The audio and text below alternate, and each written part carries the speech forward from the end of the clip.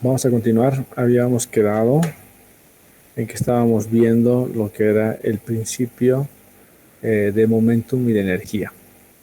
Entonces habíamos visto ayer un poquito esta figura donde habíamos visto los grados de energía, la ecuación de Bernoulli, habíamos llegado a lo que era la energía específica y habíamos hecho en el Excel, habíamos dibujado la energía específica respecto a la altura para un canal rectangular. Nos habían quedado estas figuras.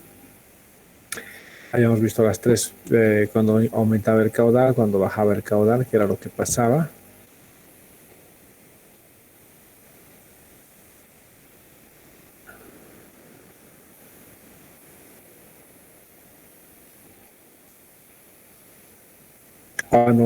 Cuando tenemos un caudal dado, es la curva continua que está aquí.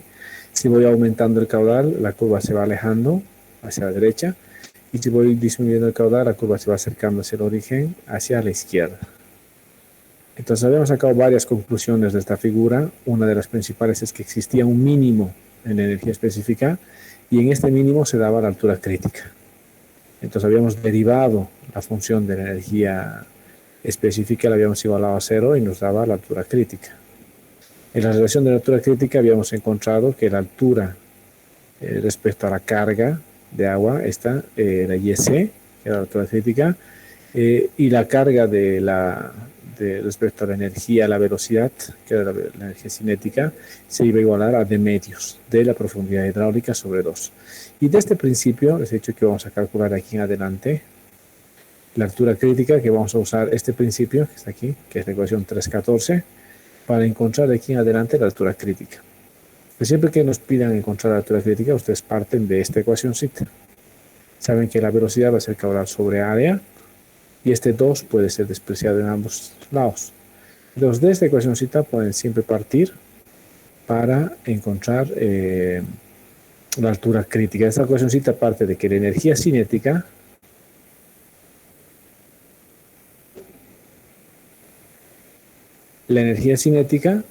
va a ser igual a d medios de la profundidad hidráulica.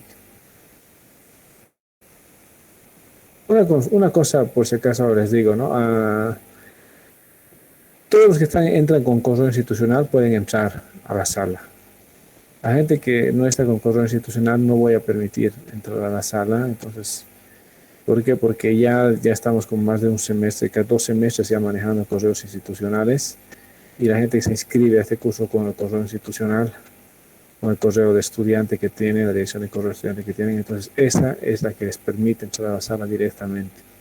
Entonces, gente que quiere entrar con otro tipo de correos, lamentablemente no lo voy a permitir porque ya hemos usado este correo institucional para que puedan ingresar todo el tiempo. Entonces, esta es la cuestioncita de altura crítica que hemos dicho que vamos a utilizar de aquí en adelante. Eso habíamos visto. Ahora estamos en lo que es fenómenos locales. Bueno, ayer les había dicho que hoy vamos a ver el Flow Master, pero creo que no nos va a dar chance. Hoy prefiero terminar el capítulo 3 con más cuidado, hacer todo lo que es momentum, energía. Creo que es mucho más provechoso. Entonces, hoy vamos a intentar terminar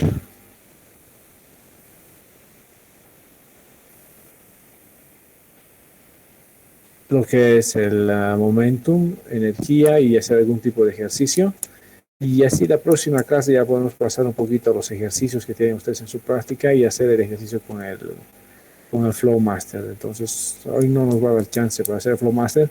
De todas formas, yo ya les he pasado hoy en el Classroom como un material en los instaladores de Flow Master. Es una versión craqueadita que ha conseguido uno de los auxiliares hace un año atrás, o dos creo.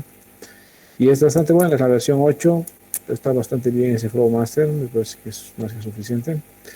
Entonces, descárguensela, instálensela, y a la próxima semana vamos a manejar el Flow Master. Entonces, vamos a seguir con lo que son fenómenos locales. Vamos a ir a la caída hidráulica. Habíamos visto que las caídas hidráulicas son de este estilo, donde tengo un nivel aguas arriba y un nivel mucho más bajo aguas abajo, el cual el agua tiene que caer como dice su nombre, literalmente, de un estrato a otro. Entonces, en una caída hidráulica, ¿qué es lo que pasa con la energía específica? Dentro de una caída hidráulica, dentro de una caída hidráulica, el agua lo que va a experimentar va a intentar pasar siempre por su altura crítica. Entonces el agua está viniendo con una normalidad, o un agua tendiendo a la altura normal probablemente, y aproximándose hacia la caída, lo que va a hacer el agua va a empezar a contraerse e intentar pasar con la altura crítica antes de la caída. Usualmente siempre va a pasar el agua por la altura crítica antes de caer. Esta distancia a la que suele pasar por la altura crítica es 3 a 4 veces la altura crítica. Esta es la distancia antes del borde. De principio, nosotros, para lo que es todo su segundo parcial, cuando tengamos caídas, vamos a presuponer que la altura crítica se da en la última sección. ¿Ya? ¿Por qué eso? Porque esta que dice aquí 3 a 4 veces la altura crítica a veces puede ser insignificante dependiendo del tamaño del canal. Si estoy haciendo un canal de 100 metros y mi altura crítica es 40 centímetros, 3 veces es 1 metro, digamos. Entonces, 1 metro respecto de 100 metros es un poco. Entonces, directamente asumimos que la altura crítica se va a dar en la última sección antes de la caída. Eso lo van a ver mucho en lo que es el segundo parcial. Entonces, para nosotros ahora en este momento tenemos la altura crítica que está antes de la caída. Aquí la altura de caída va a ser Y sub O. Entonces, en una caída hidráulica, lo que va a hacer es el nivel del agua va a decrecer, va a pasar por la crítica y luego cae. En lo que respecta a la energía, el agua estaba viniendo con una cantidad de energía, que es esta. La primera en el punto P, es la energía E. Antes de caer, va a bajar el nivel de energía por la contracción y va a caer a una energía mínima, que es la energía en la que va a caer. Esa energía mínima con la que va a pasar por la crítica, quiere decir que había una pérdida de energía por la contracción antes de la caída. ¿Cuál ha sido esa pérdida de energía que ha habido? Este delta E. Entonces, todo lo que son los fenómenos locales, como las caídas, resaltos y todo eso que vamos a ver ahora, sí pueden ser explicados con la figura de la energía.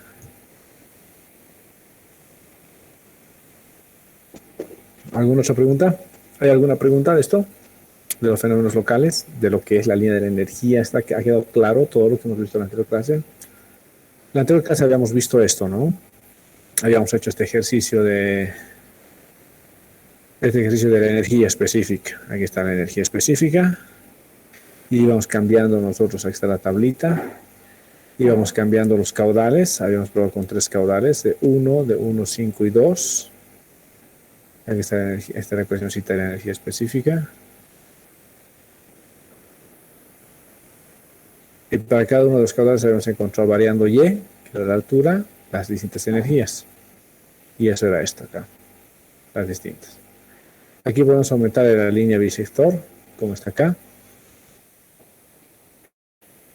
Y vamos a tener lo que habíamos visto la anterior clase, ¿no? La altura crítica es esta, la menor, donde la energía es menor.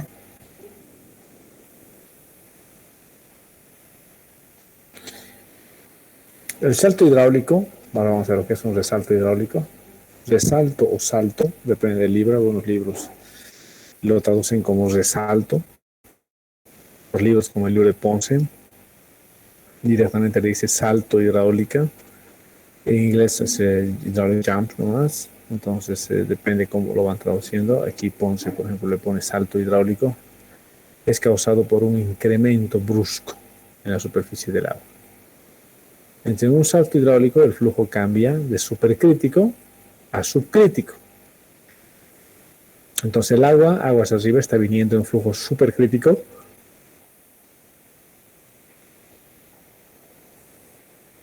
Eso es con niveles muy bajos y luego cambia a un flujo subcrítico, que son niveles de agua más altos.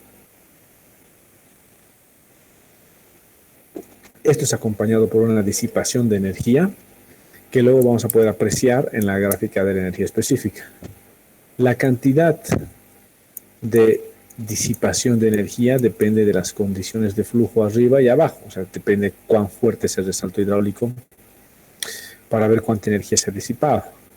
El salto ocurre usualmente en las siguientes condiciones: debajo de una compuerta reguladora. Entonces, si yo tengo una compuerta reguladora, el agua va a salir con mucha fuerza, con mucha velocidad debajo de la compuerta y probablemente va a generar un resalto hidráulico aguas abajo.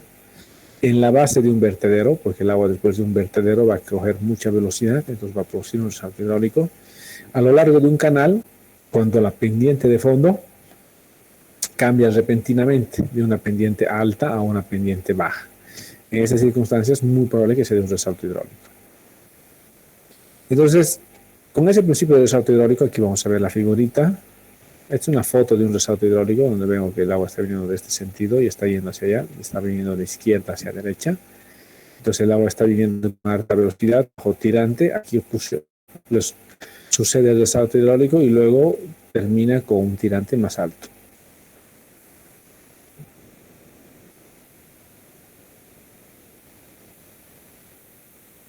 Entonces, la profundidad de flujo hacia arriba del resalto se va a llamar profundidad inicial, Y1, y la que está aguas abajo se va a llamar profundidad secuencial, que es la Y2, o la altura secuente también, dependiendo de la traducción.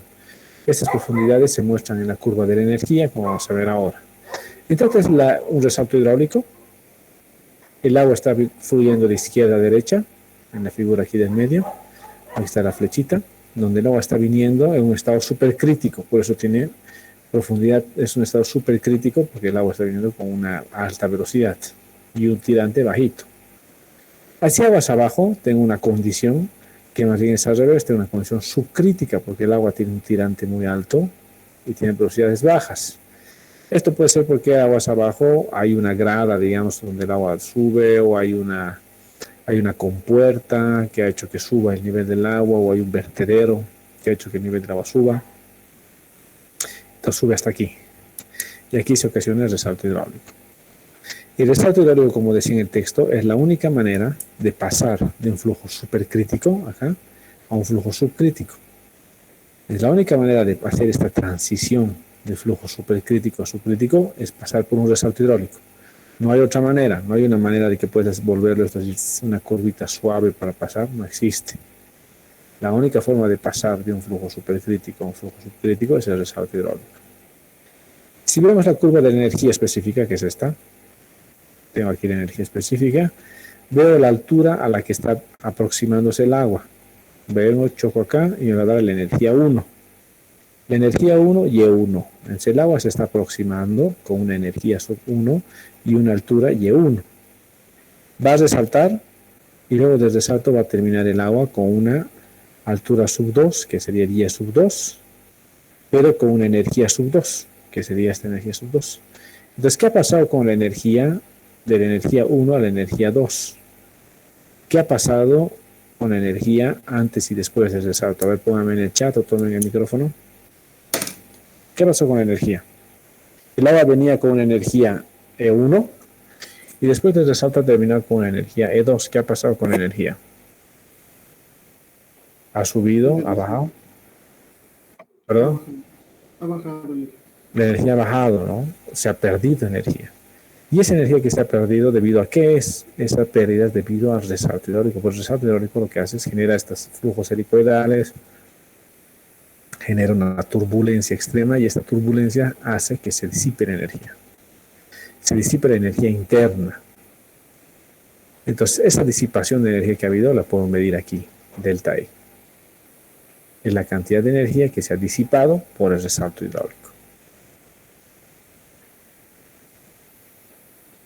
Entonces, si no se hubiera disipado energía por el resalto hidráulico, si hubiera habido una conservación de energía, nos hubiéramos aproximado con este E1, con altura Y1, y después del resalto hidráulico hubiéramos tenido la misma energía y hubiera tenido que irse el agua con una altura Y2', que era aquí arriba.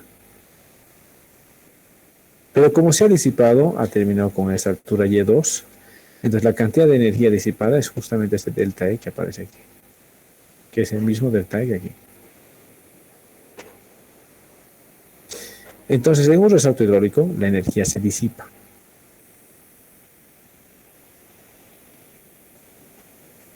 ¿Ok? ¿Alguna consulta hasta aquí?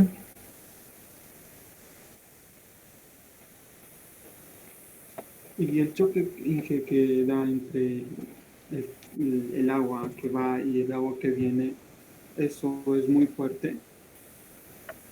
O sea, no es que el agua aquí está yendo en este sentido y el agua de este está volviendo en ese sentido, no. Todo el agua se está moviendo en un solo sentido y es de izquierda a derecha. Solamente que la condición hace que este tenga un nivel y este otro tenga otro nivel y por eso aquí existe este resalto hidráulico. O sea, depende, si es que te preguntas si este resalto es fuerte o no es muy fuerte, depende, como dice en el texto, o sea, depende de las condiciones, depende cuán fuerte venía el agua y cuán alto era la condición de borde más abajo.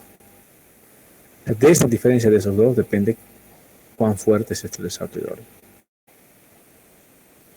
Pero sí, pues a veces puede ser muy fuerte, puede haber una disipación muy grande de energía y a veces no tanto, puede pasar como un resaltito muy chiquitito.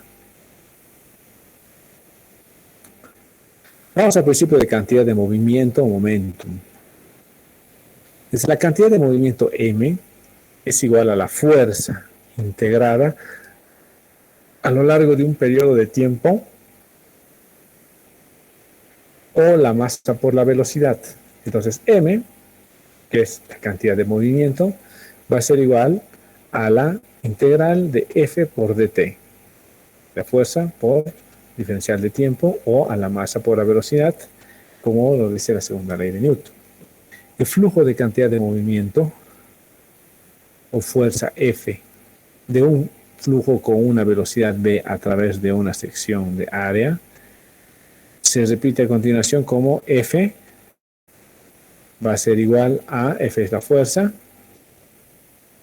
beta, que es el coeficiente de corrección de velocidades para momentum, rho, velocidad al cuadrado por área. Donde Q, que es caudal, va a ser igual a la velocidad sobre área. El flujo de la cantidad de movimiento de la fuerza F ejercida por un flujo de descarga Q, entonces va a ser igual a F, va a ser igual a beta, que es el coeficiente de corrección, rho, Q y V. Entonces Q va a ser velocidad por área, aquí, por eso Q entra, y la otra velocidad queda aquí afuera. Y esto es de acuerdo a la segunda ley de Newton, ¿no? Lo que él se acaba de decir. Entonces, de acuerdo a la segunda ley de Newton, este cambio de fuerza o de flujo, la cantidad de movimiento a través de un volumen de control, es igual a la resultante de todas las fuerzas externas que actúan en dicho volumen. Esta parte es la más importante para entender lo que es el principio de momento. Entonces, de acuerdo a la segunda ley de Newton, el cambio en F, en la cantidad de movimiento, en el flujo, ese cambio de F, de delta F, de cantidad de movimiento, a través de un volumen de control, es igual a la resultante de todas las fuerzas externas que actúan sobre dicho volumen. Entonces, ¿cuáles serían todas las fuerzas externas que actuarían sobre un volumen? Entonces serían, 1, la fuerza sobre el cuerpo, 2, las fuerzas de superficie. La primera fuerza es la fuerza gravitacional, expresada en la dirección del movimiento, o sea, su proyección hacia la dirección del movimiento. Generalmente la pendiente del fondo es diferente de cero. De lo contrario, el fondo del canal sería horizontal y la componente gravitacional en la dirección del movimiento sería nula. Entonces es una proyección de la fuerza gravitatoria hacia la misma dirección del flujo. La fuerza de superficie actúa en 3 lugares, 1 en la parte inferior, 2 en los lados y 3 en la parte superior. La fuerza inferior se debe a la fricción, la cual siempre actúa en la dirección opuesta al flujo. Siempre cualquier tipo de superficie que sea en el hecho va a oponer una resistencia al flujo, una fuerza en el sentido contrario. No existe fricción nula, pero para fines prácticos es posible ignorar la fricción bajo ciertas condiciones, ¿no? La fuerza de superficie lateral son 2, aguas arriba y aguas abajo, P1 y P2. Estas fuerzas se deben a la presión. Ahorita vamos a ver. Y estas siguen la ley hidrostática de presiones, excepto, como aquí dice, lo que habíamos visto en la anterior clase, si es una sección no hidrostática, ahí sí va a tener un flujo curvilíneo que va a ser, puede ser convexo o cóncavo. Pero de principio, este va a ser un trámite recto en un canal recto y va a seguir la ley hidrostática de presiones. Entonces aquí ya tengo mi cuerpo de agua, que sería este. Tengo aquí un canalito, el agua está fluyendo de izquierda a derecha. Este es mi nivel de referencia, este es mi canal. Y lo que voy a hacer en mi canalito, voy a agarrar un volumen de control. Este es mi volumen de control, lo voy a encerrar entre 1 y 2. Estos dos pueden estar bastante cerca, uno del otro, como para poder hacer este tipo de balances, ¿no? Entonces, este punto 1 y punto 2 están bastante cerca. Lo que hacen esos dos puntos, el punto 1 y el punto 2, me van a encerrar en el medio, una especie de pecera. Y lo que está aquí en el medio va a ser, de aquí en adelante, el volumen de control. Entonces, ¿qué fuerzas actúan sobre este volumen de control? Lo que quiero encontrar aquí es la cantidad de movimiento. Dice que el delta F, que es el delta de cambio de fuerza, va a ser igual a todas las fuerzas que actúan sobre este elemento, sobre este volumen de control. Entonces tengo que empezar a ver qué fuerzas actúan sobre este volumen de control que está aquí. La primera fuerza que actúa, como decía en el texto, es la gravitatoria. Entonces yo tengo un peso, este W, que es esta, la horizontal, que es el peso de toda esta cantidad de agua que está en mi volumen de control. Necesito la proyección de este peso hacia el sentido de flujo. Entonces, el flujo está yendo en este sentido. Entonces, conozco el ángulo θ. Aquí se va a dar el ángulo θ. Entonces, tengo la proyección hacia el sentido de flujo. Es el W por seno de θ. W es el peso, les he dicho, ¿no? El peso sería el gamma por el volumen. El peso específico del agua, gamma por el volumen que tiene este volumen de control. Eso sería el peso de W. Entonces, W seno de phi va a ser la componente en el sentido del flujo. Y esta componente va a tener una flecha en el sentido del flujo. ¿Por qué? Porque el peso está yendo en este sentido y la componente estaría en este sentido. Primera fuerza, la fuerza gravitatoria. Segunda fuerza que actúa es la fuerza de fricción. Hemos dicho que en el lecho va a existir una fricción, o sea, va a haber una rugosidad propia que va a impedir el movimiento del agua, que va a oponerse al movimiento del agua. Esa fuerza la vamos a llamar fuerza de fricción, F sub F, que es paralela al lecho. Entonces, si es paralela al lecho, está en el mismo sentido, es paralela al sentido de flujo. Entonces, voy a dejar este F sub F con sentido opuesto.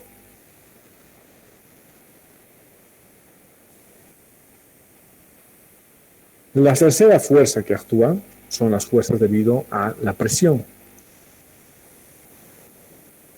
Yo me he encerrado esto como una pecerita imaginaria. Entonces, ¿qué presión actúa sobre esta pecerita imaginaria? Una presión en la cara 1 y una presión en la cara 2. Ustedes de hidrostática que han aprendido en hidráulica 1, saben, de presión en compuertas que han aprendido, que la presión en la cara 1 va a ser igual al volumen del prisma de presiones que aparece aquí. Este prisma de presiones no es nada más que este triangulito, que es la ley hidrostática de presiones, multiplicado por el ancho unitario del canal.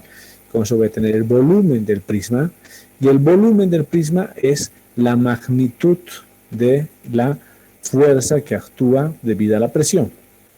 Entonces este prismita de aquí, este triangulito, va a ser gamma por H, la profundidad va a ser Y1, va a ser gamma por Y1 acá. Entonces voy a sacar, si conozco esta magnitud y sé que aquí es 0, saco esto por la altura dividido entre 2, este es el área, multiplicado por el ancho unitario, es el volumen del prisma de presión. El volumen del prisma de presión es la magnitud de la fuerza que actúa sobre esta cara. Y en contraposición, en el otro sentido, como he cerrado la pecera, el agua también me va a ejercer una presión, pero en el otro sentido. Entonces aquí voy a tener dos presiones. Presión 1, presión 2. Entonces ahora ya tengo todas las fuerzas. Tengo la fuerza gravitatoria, W seno de phi. Tengo las fuerzas de presión, P1, P2. Y tengo la fuerza de fricción, FF. Entonces voy a tomar que todas las flechas que vayan de izquierda a derecha son positivas, signo positivo, y todas las flechas que vayan de derecha a izquierda son signo negativo. Entonces con eso voy a hacer el balance de fuerzas de este elemento. El balance de fuerzas de este elemento al final me va a quedar así. Voy a tener P1, que es esta, signo positivo, menos P2, que está en el otro sentido, signo negativo, más W seno de phi, que es este sentido, menos F sub F en el otro sentido. Y esto tiene que igualarse al cambio, al delta F. Y ese delta F es el cambio de momentum. El momentum era rho Q beta B. Entonces el cambio sería el 2 menos 1. Entonces aplico el cambio de momentum y lo igualo a la igualdad de fuerzas que hay sobre ese volumen de control. Entonces al final me queda así.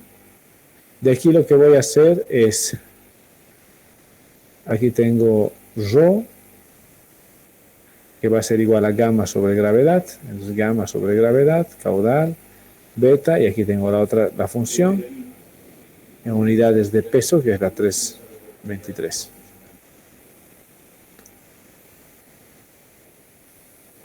¿Alguien tiene alguna duda hasta aquí? Hasta donde hemos llegado a la ecuación de momentum. ¿Será que puede volver a repetir cuál es el cambio del momentum, por favor? A ver, aquí arriba está la ecuación de momentum. Este es el momentum.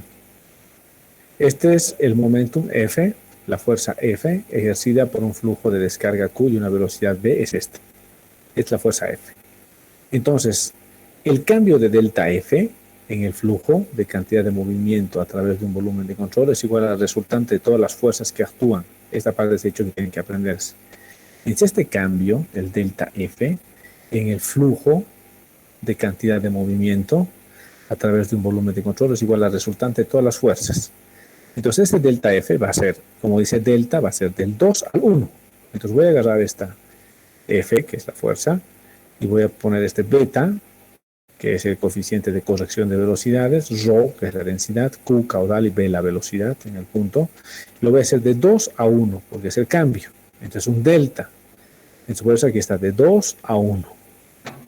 Estoy haciendo el cambio, el delta. Sale el rho y el Q, porque son constantes. Entonces salen fuera como factores comunes y por eso está entre paréntesis esto. Esto va a ser igual a la resultante, como dice aquí, de todas las fuerzas externas que actúan en ese volumen. Entonces, lo que hemos hecho hace ratito, hemos visto qué fuerzas externas actúan sobre este volumen. Actúa la presión en el otro sentido, actúa el peso y actúa la fricción. Entonces aquí actúa la presión en el otro sentido, el peso y la fricción. Entonces, esta es la ecuación de cambio de movimiento.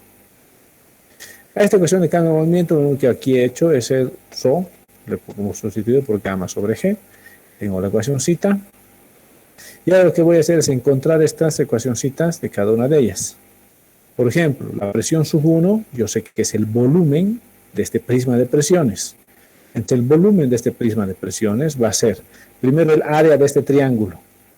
El área de este triángulo va a ser 1 medio base por altura sobre 2. Digo, va a ser base por altura sobre 2. Entonces, la base es gamma Y1, la altura es Y1 sobre 2. Entonces, va a ser gamma Y1 por Y1 sobre 2 sería Y1 al cuadrado, sobre 2, por estar multiplicando por 1 medio, multiplicado por su ancho, que es B, para encontrar el volumen del prisma, B. Entonces lo que estoy encontrando es para encontrar la magnitud de la P1, es el volumen del prisma de presiones, que es este. Lo mismo hago para P2, probablemente que en función a Y2. El peso va a ser el volumen de toda la pecera multiplicado por su peso unitario.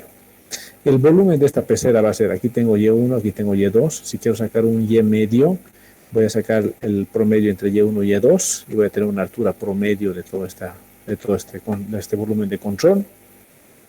Esa altura promedio lo voy a multiplicar por la longitud que tiene mi elemento, mi volumen de control, por su ancho. Entonces aquí está, B por L por la mitad, por la media, Y1 más Y2 dividido entre 2.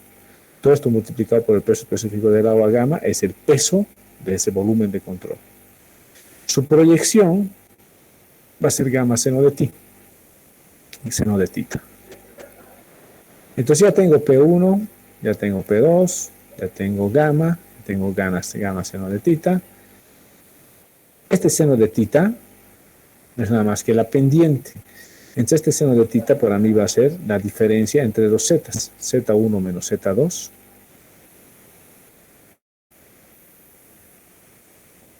Me va a dar este, Z1 menos Z2, me va a dar este delta de acá. diferencia. Por L,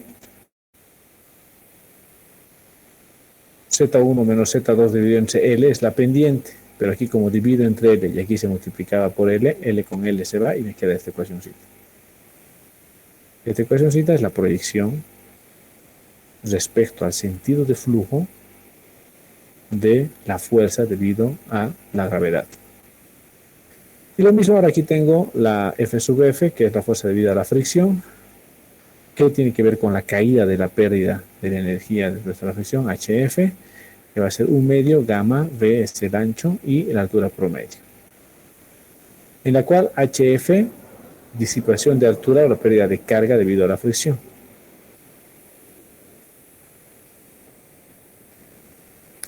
Para encontrar la descarga, el caudal, lo que tengo es 1 medio, la velocidad media de la velocidad 1 y la velocidad 2 por el área media. El área media es las alturas medias, Y1 y Y2, multiplicado por el ancho. Entonces, esta es la velocidad, el caudal que se da en ese elemento de control. Y ahora aquí sustituyendo todo, sustituyo este F sub F, este B doble, seno de phi, este P1 y este P2, lo sustituyo aquí. F, B doble, P1, P2, lo puedo hacer. Y aquí este Q lo voy a reemplazar por este Q que está acá. Una vez que hago eso, y aplicando algebrita, empiezo a aplicar álgebra aquí, al final voy a llegar a esta ecuación. Que es la 330. Quiero que se fijen cuidadosamente en la ecuación 330, la que viene de la igualdad de momentum, y me digan a qué ecuación que ustedes ya conocían se parece.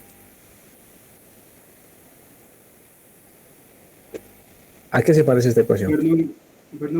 Se parece a Bernoulli, ¿no? Entonces, ya ustedes ya saben ahora que cuando apliquen el principio de igualdad de momentum, la ecuación se parece a Bernoulli. Y si se parece a Bernoulli,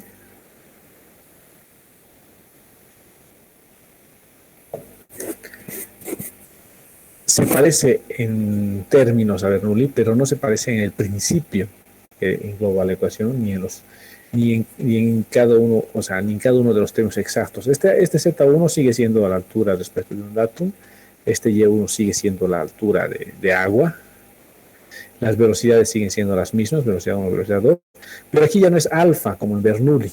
En Bernoulli esto era alfa, que era la corrección el coeficiente de corrección de velocidades para la energía. Ahora se convierte en beta. El beta es el coeficiente de corrección de velocidades para momento.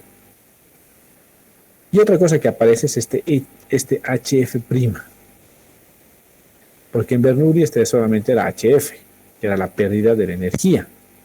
Ahora este HF' es otra cosa que vamos a ver ahora.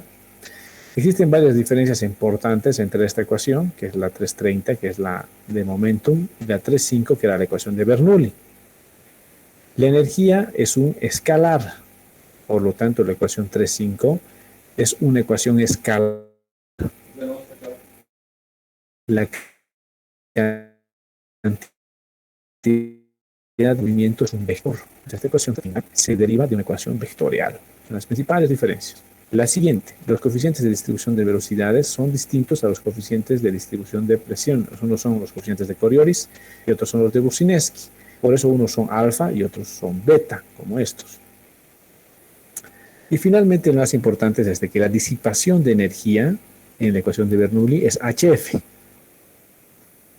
Ese HF hemos visto que lo podíamos calcular con Manning, lo podíamos calcular con algunas ecuaciones empíricas, así. Y mide las pérdidas internas de energía en el volumen de control. Mientras que la disipación debida a la fricción, este HF' de la ecuación de momentum, mide las pérdidas externas debido a la acción de fuerzas de superficie. ¿Qué medimos usualmente ahora, un poquito quiero ir en el concepto mismo de por cuándo se utiliza la ecuación de energía y cuándo la ecuación de momento? La ecuación de energía se utiliza todo lo que ustedes han aprendido en hidráulica 1, que era Bernoulli, que era, tengo aquí una tubería, tengo un artefacto, un codito, una reducción, que va a ser Bernoulli antes, Bernoulli después. porque no está interactuando con ningún tipo de fuerzas externas. Ahora, ¿qué pasa si a esa situación que estoy haciendo yo le aplico una fuerza externa? O sea, yo qué sé, estoy haciendo un experimento de flujo, digamos, de un lugar a otro, pero lo hago dentro de un ascensor. Me subo un ascensor y pongo un botón y empiezo a subir el ascensor o a bajar en el ascensor. Entonces estoy aplicando a ese mi experimentito que estaba haciendo una fuerza externa, que es la fuerza que me da el ascensor, que estoy subiendo o bajando. Entonces ese tipo de fuerza externa es la que interviene con el momento. Por ejemplo, no sé si ustedes han hecho en hidráulica 1 el ejercicio ese de la jeringa, y yo tengo una inyección, una jeringa, una inyección, y tengo que aplicarle una fuerza para que salga un determinado caudal por la aguja. Entonces ahí tengo una fuerza externa que tengo que aplicar para que se produzca una velocidad y esa velocidad produzca un caudal que salga. Ahí tengo que aplicar momento. Para los diseños, por ejemplo, en un penstock, por ejemplo, una tubería que sale de una presa para ir a una generación hidroeléctrica, la tubería sale con un montón de fuerza, o sea, sale el agua, sale con fuerza, y tengo que diseñar un dado para que sujete la tubería. Entonces ese dado va a estar sometido a una fuerza que va a generar el movimiento del flujo dentro de la tubería, y esa fuerza tiene que ser contraria a esa fuerza para que mi dado soporte. Entonces, para eso tengo que aplicar el principio del momento. Entonces, en líneas generales, en un resalto hidráulico se va a disipar la energía interna debido al resalto, pero no se va a disipar el momentum. ¿Por qué? Porque no tiene ninguna fuerza externa que actúa en ese resalto hidráulico. Es como no hay ninguna fuerza externa que está actuando en ese resalto hidráulico, la cantidad de movimiento se va a conservar. Entonces, la cantidad de movimiento se conserva, pero la energía se disipa. ¿Por qué? Porque porque la energía depende de los procesos internos y el momentum depende de las fuerzas externas. Entonces, aprovechando ese principio, vamos a poder utilizar el principio de momentum para poder calcular, por ejemplo, la altura secuente después del resalto hidráulico. ¿Por qué? Porque el momentum se va a conservar, la energía se va a disipar y no sé cuánta energía se va a disipar, porque muy claramente lo dice el libro. La energía que se va a disipar en un resalto hidráulico depende de muchas cosas, depende de la velocidad de aproximación, la velocidad de salida, qué tipo de resalto es, si es un resalto fuerte, ¿no? O sea, no conozco la cantidad de energía que se va a disipar y no puedo calcularla. Entonces no puedo aplicar la ecuación de Bernoulli para encontrar la altura después de un resalto hidráulico, pero sí puedo aplicar la ecuación de momento.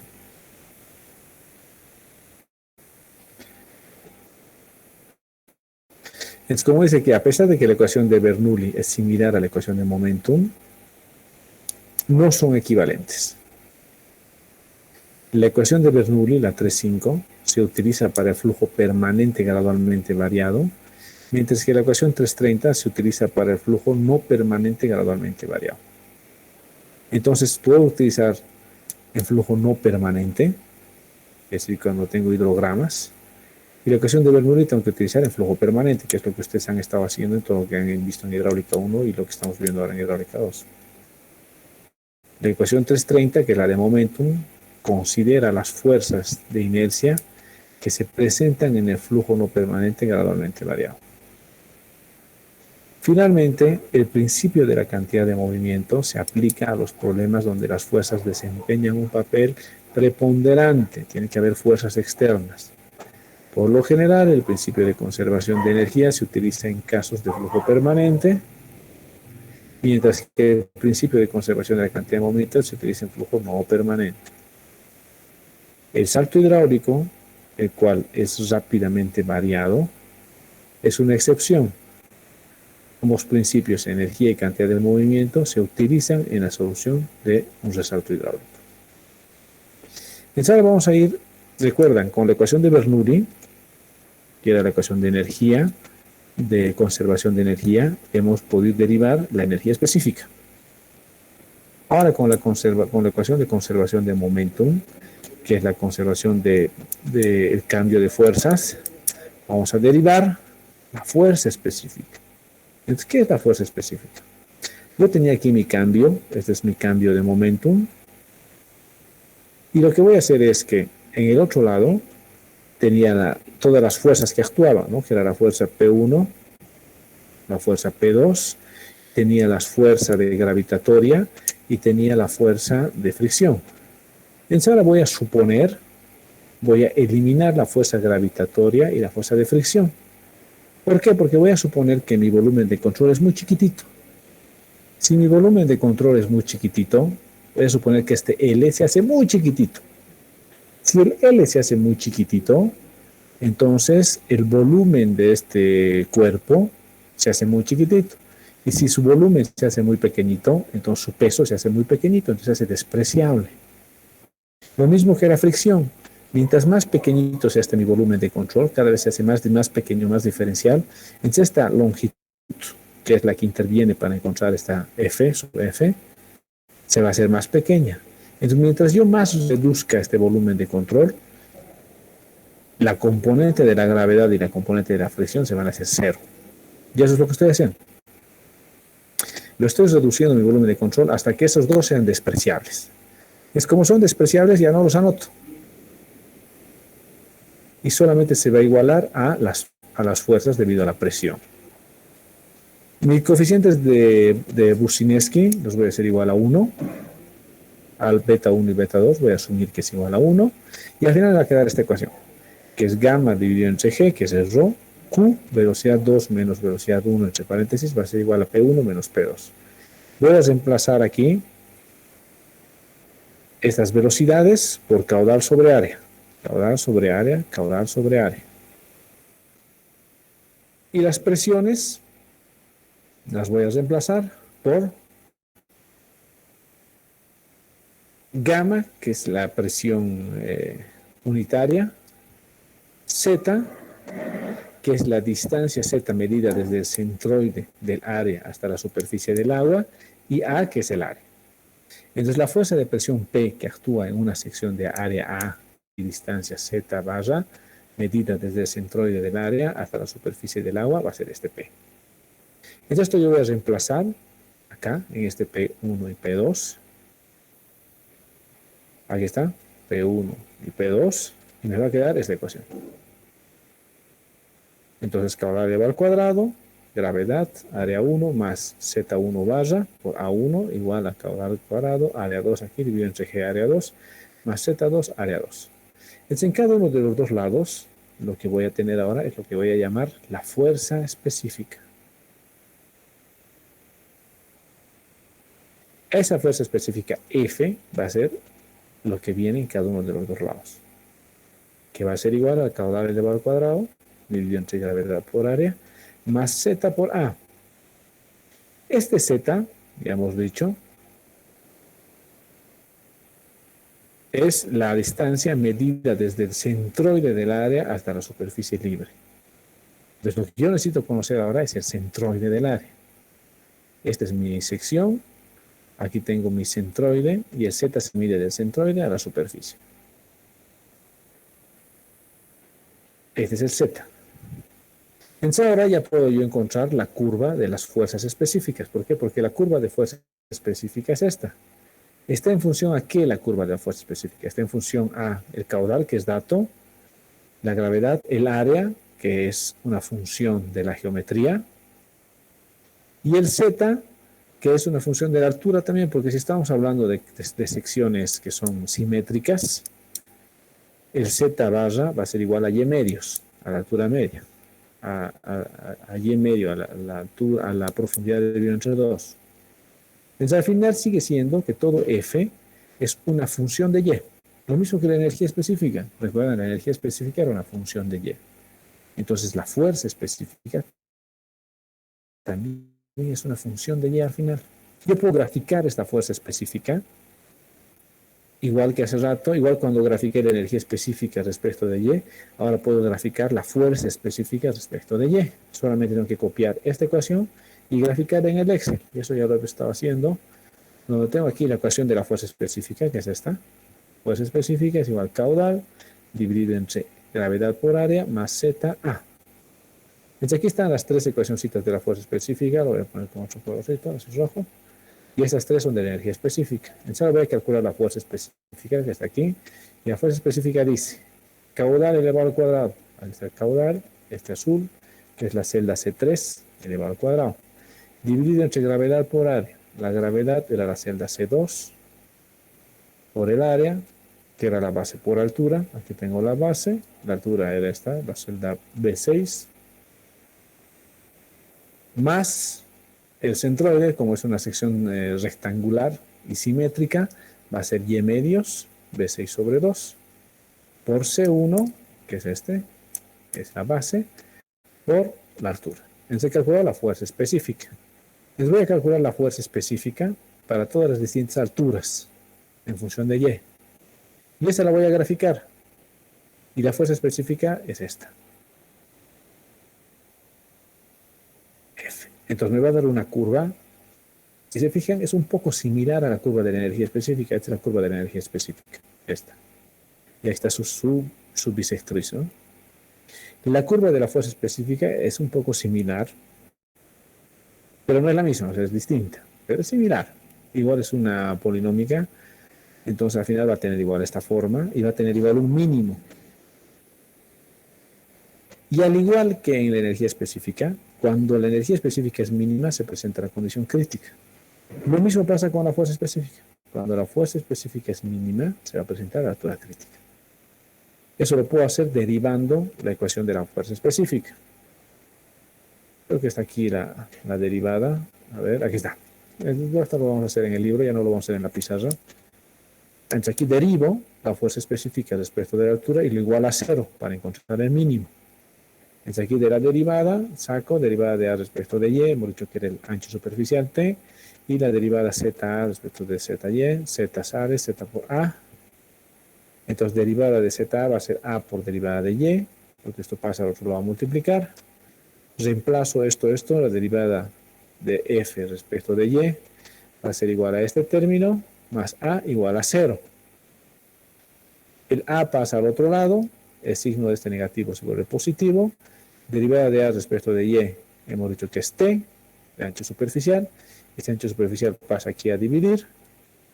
Y al final me va a quedar velocidad al cuadrado, gravedad. Área pasa a este lado a dividir. Dividido entre el ancho superficial T, va a ser de profundidad hidráulica. Y llegamos exactamente a la misma ecuación de Fruit igual a 1. Entonces, derivando la ecuación de energía específica y haciendo 0, vamos a llegar a Fruit igual a 1, a la condición crítica, y derivando la ecuación de fuerza específica igualando a 0, vamos a llegar nuevamente al Fruit igual a 1.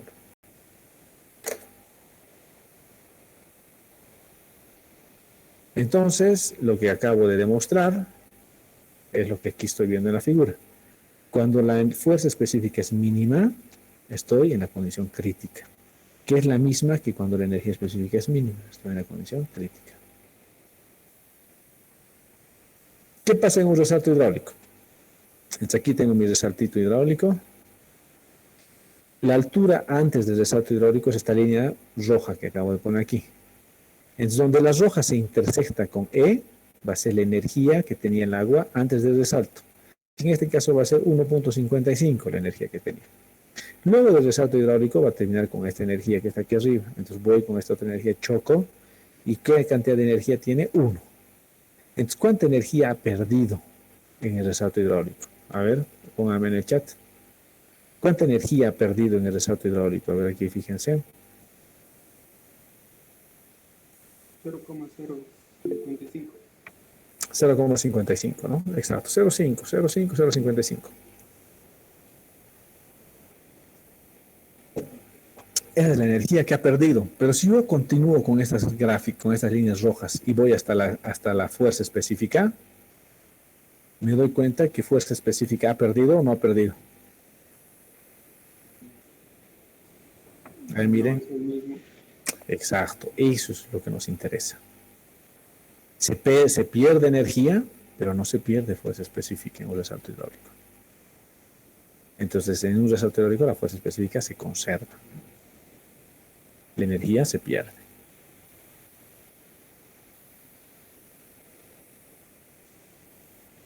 Entonces, ¿cómo yo podría calcular la altura de agua después de un resalto hidráulico? Facilito, conozco yo la fuerza específica de aproximación, o sea, la fuerza específica del agua al aproximarse al resalto.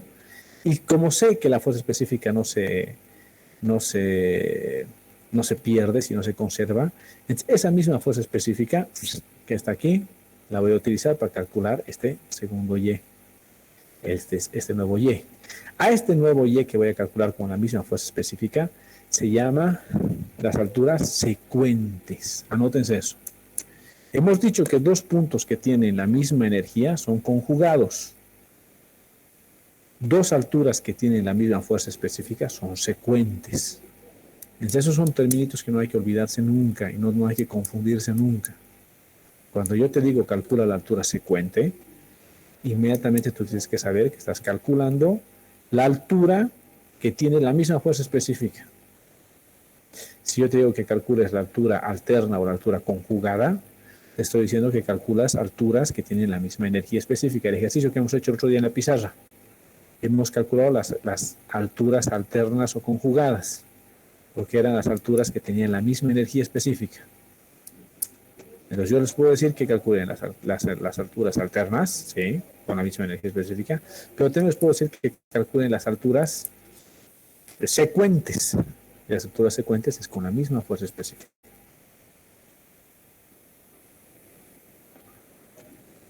¿Alguna duda hasta aquí? A ver, me da un cachito, por favor. Continuamos. Entonces, ¿está claro para ustedes lo que son las alturas alternas y las alturas secuentes? ¿Alguien tiene alguna duda de este concepto?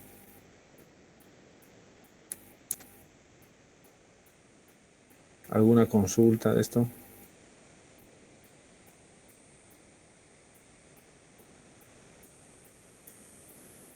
Ya, entonces de principio, lo que les he dicho, este concepto de las alturas alternas y conjugadas nos va a servir para poder encontrar la altura después del resalto hidráulico. Y luego, cuando estemos haciendo para el segundo parcial, nos va a servir para encontrar la curva de alturas secuentes. La curva de alturas secuentes, por esto que estoy viendo aquí, es una curva que va a tener la misma fuerza específica que la curva real de perfil de flujo. Entonces quiero que quede un poquito claro con ustedes, o sea, que quede la idea ahorita, la vamos a reforzar cuando veamos el segundo parcial, pero viene de este concepto.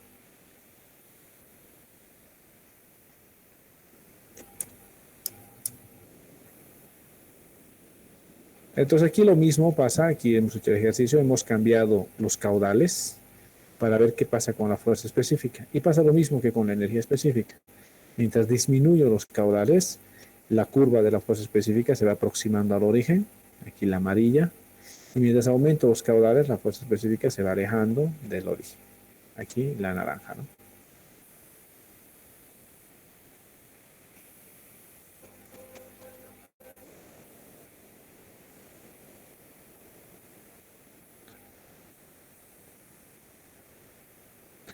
¿Alguna duda hasta aquí?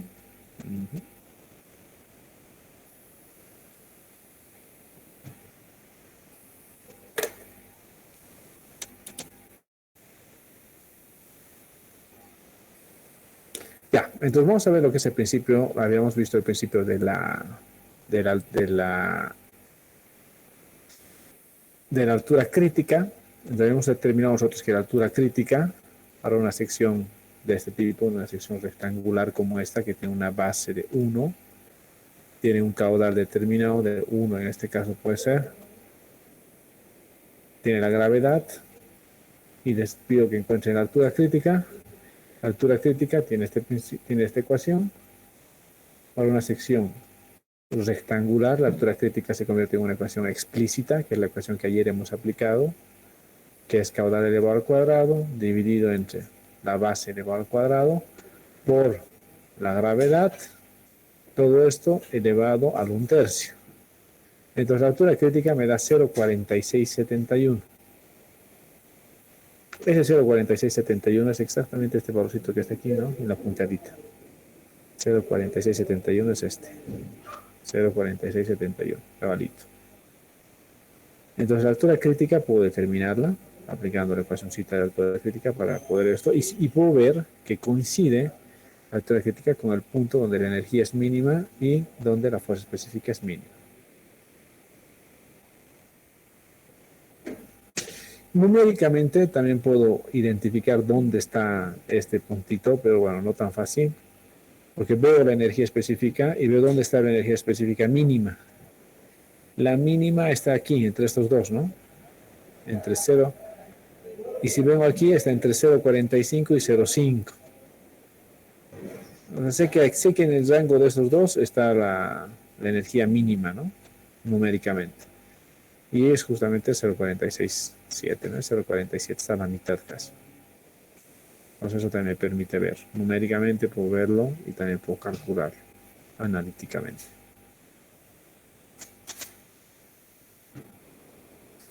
Volviendo al libro, aquí está el resalto hidráulico, las fuerzas específicas por unidad de ancho. Y lo que vemos es el resalto hidráulico. Y nos dice, deriva la relación entre Y1, que es la altura de aproximación, y Y2, que es la altura de después del resalto hidráulico, sabiendo que la fuerza específica se conserva. Entonces lo único que va a hacer es aplicar fuerza específica entre el punto 1 y el punto 2. Y aquí está la fuerza específica entre el punto 1 y la fuerza específica entre el punto 2. Está igualando F. Está igualando fuerza específica 1 con fuerza específica 2. Acá va a reemplazar el fruto. El fruto es velocidad 1 dividido entre raíz de G por Y. Este F1 es el fruto. Y lo va a reemplazar aquí. Después de algebrita, aquí le pone el fruto, aquí le pone el fruto. Lo va a factorizar, porque esta es una ecuacióncita que me queda con aquí un fruto elevado al cuadrado. Aquí me queda un fruto elevado al cuadrado. Lo vas a factorizar. Y la solución de la ecuación cuadrática te queda como esta, ¿no? Y2 sobre Y1 va a ser igual a 1 medio. Abres corchete, 1 más 8 veces fruto 1 elevado al cuadrado, elevado a 1 medio menos 1. Entonces, con esta ecuacióncita, y lo único que estamos haciendo es resolviendo esta ecuación, vamos a poder encontrar la relación que hay entre la altura 1 de aproximación y la altura 2 de salida. Ustedes pueden no usar la ecuación cuadrática, pueden directamente cargar esta ecuación de acá a sus celulares, digo a sus calculadoras, y le dan solver, ¿no? Al final va a ser lo mismo. Pero aquí está la ecuacióncita que te va a dar. El fruto 1 yo conozco. ¿Por qué? Porque conozco la velocidad 1, conozco la altura 1, o sea, aquí, conozco esta alturita 1, sé cuál es el caudal que está viniendo por mi canal, entonces si conozco la alturita 1 y conozco el caudal, conozco la velocidad 1. Entonces al conocer la velocidad 1 y la altura 1, voy a conocer el fruto 1. Si conozco el fruto 1 y la altura 1, ¿cuál es la única incógnita aquí? Es Y2.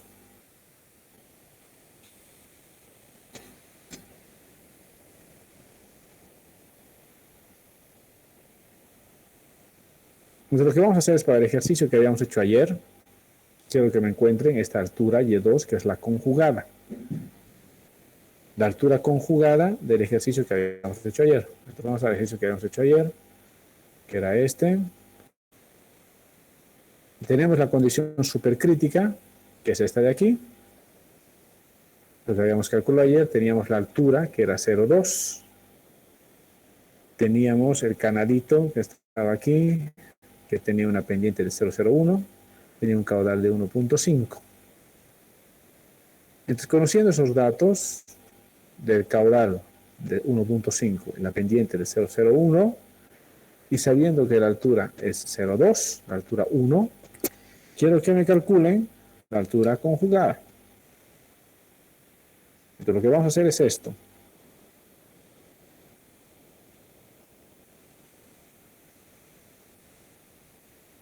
Voy a dibujar aquícito.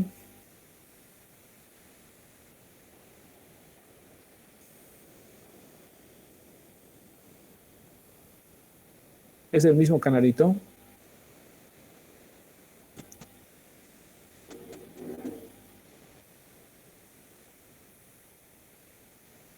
Wow, qué feo el cacho.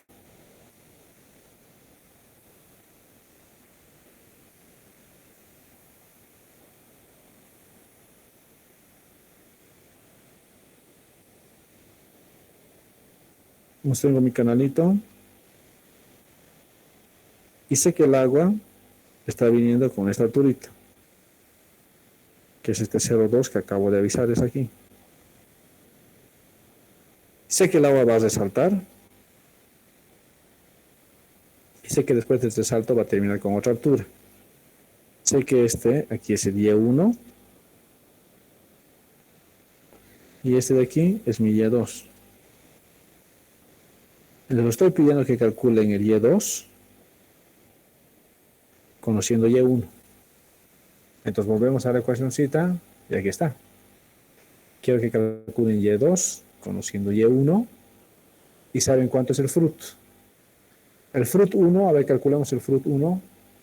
¿Cuánto da primero el fruto 1? Con estos datos. Vamos a calcular el fruto 1. Entonces primero vamos a calcular el fruto 1. ¿Cuánto les da el fruto 1? Para calcular el fruto 1 necesito saber la velocidad. El fruto 1 necesito saber la velocidad sobre la raíz de g por y1. La velocidad 1 conocía, y1 conozco.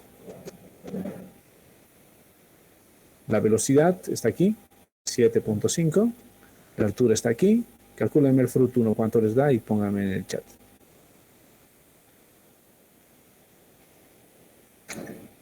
¿Cuánto les da el fruto 1?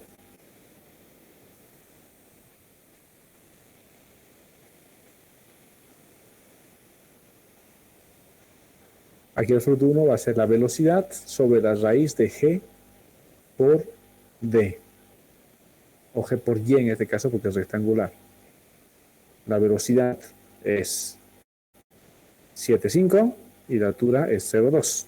Entonces el fruto es una chancaca a calcular. A ver, pónganmelo nomás en el chat. 5,35.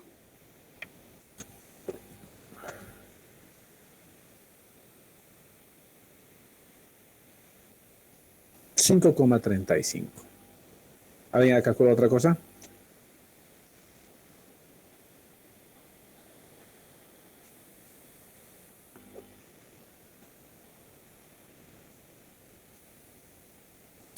Ya, entonces ya tengo el fruto 1, que es 5,35. ¿Es un fruto supercrítico o subcrítico?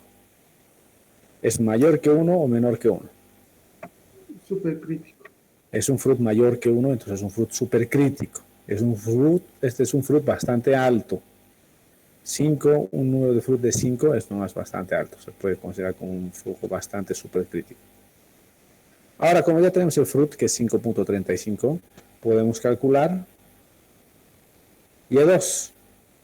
Agarren ese 5.35, elévanlo al cuadrado, multiplíquenlo por 8, súmenle 1, sáquenle la raíz, réstenle 1, divídanlo entre 2 y multiplíquenlo por 0,2. ¿Cuánto les da?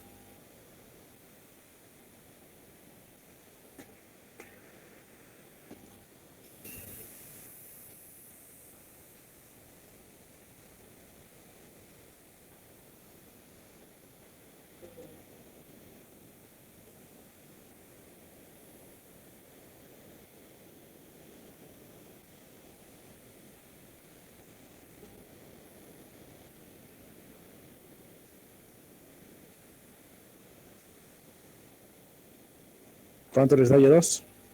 1,42.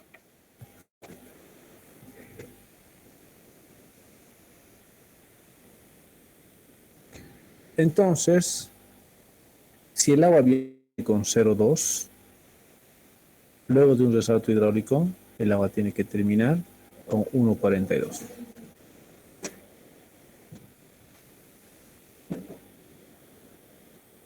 En un canal como este, con estas propiedades, que donde el caudal sea 1,5, donde la pendiente sea 0,01, donde el ancho del canal sea 1, entonces va a pasar esto.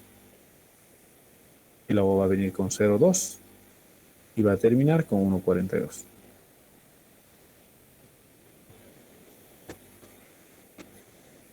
¿Alguna pregunta de lo que hemos visto hoy? De todo lo que es energía específica, todo lo que es fuerza específica.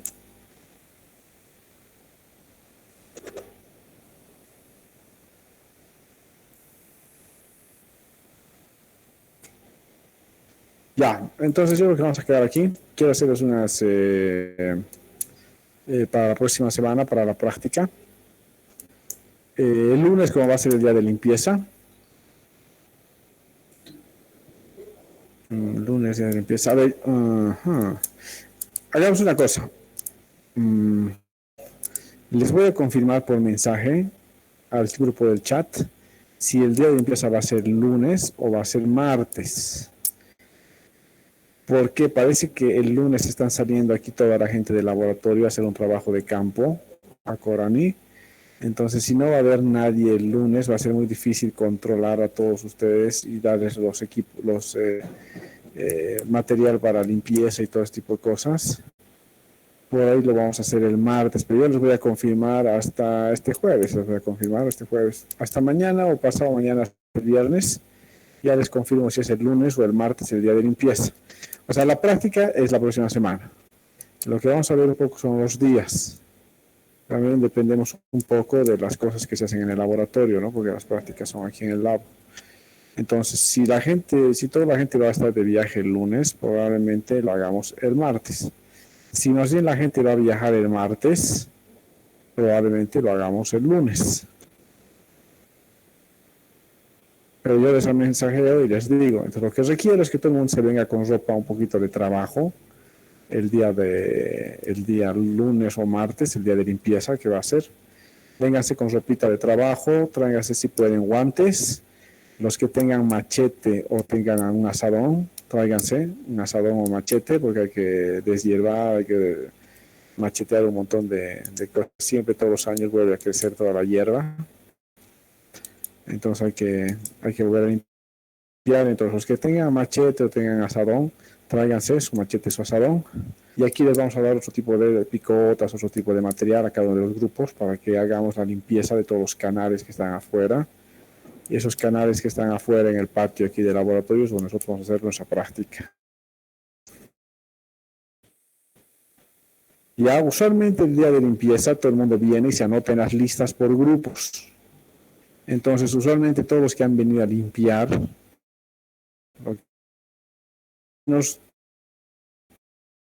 ya han ganado 1 o 2 puntitos de práctica. Entonces los que vengan a limpiar se van a anotar en unas listas por grupos y luego el día de la práctica vienen los mismos grupos y se anotan también el día que hacen la práctica y luego entregan su práctica. De las 3 cosas van a tener nota. Del día de limpieza tienen unos cuantos puntitos, de la asistencia al día de la práctica tienen unos cuantos puntitos y de la calidad con la que van a entregar su práctica tienen otros puntos. Entonces, esas 3 cosas se evalúan para saber el puntaje que tienen por su práctica de laboratorio. ¿Alguna duda?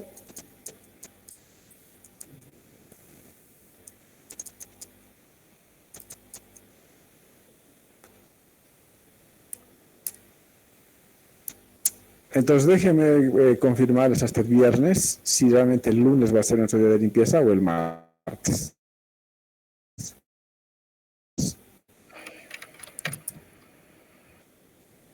¿Ok? Ya, entonces conmigo hasta aquí.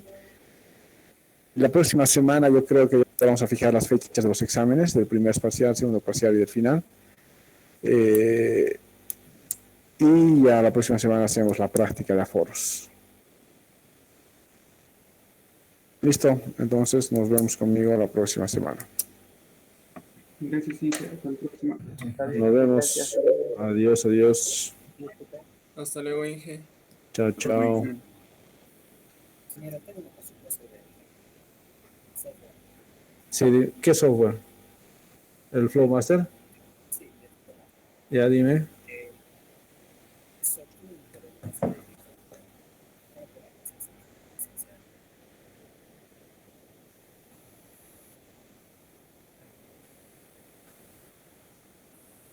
Sí, pero una vez que entras una vez, que yo recuerde, a ver, no me acuerdo muy bien, una vez que entras una vez, por más de que no esté craqueado, funciona y algo le han tocado ahí, que funciona todo el tiempo y nunca más deja de funcionar.